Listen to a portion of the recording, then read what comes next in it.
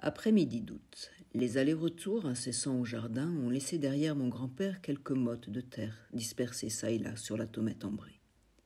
Postée devant le piédestal d'ardoise, mamie écute avec soin les monticules de haricots qui jonchent le plateau.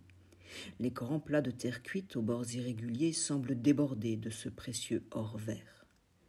Derrière elle, je distingue encore le son des gouttes qui tombent mollement à la renverse dans le lavabo de pierre, donnant la perspective d'un temps qui semble s'étirer. Cette vasque côtoie l'incorrigible porte de chêne usée par le temps et qui peine depuis toujours à se fermer. Elle laisse s'échapper dans sa désinvolture la vue d'un chemin ascensionnel. Pourtant, ce n'est pas lui que je déciderai d'emprunter. Les murs sont enduits d'une chaux grise qui m'évoque le souvenir glaçant d'un ciel d'orage prêt à éclater.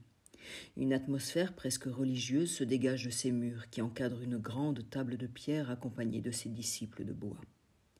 Le souffle presque coupé, mon regard se heurte sur l'une des lourdes chaises de chêne à qui, dans la hâte, l'oncle Joe n'aurait pas redonné sa position initiale, lassé par les élucubrations de son frère assis à l'autre extrémité de la table.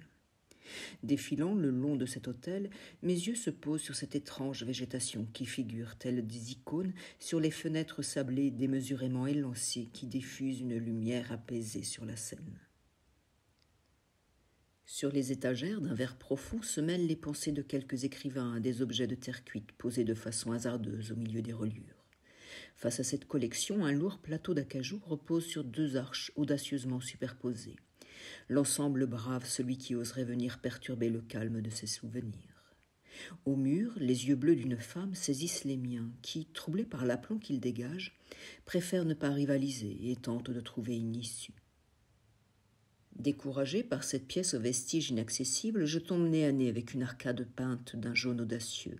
Elle cerne un banc fait d'un bois calciné dont la structure est fermement tenue par un tressage de rotin.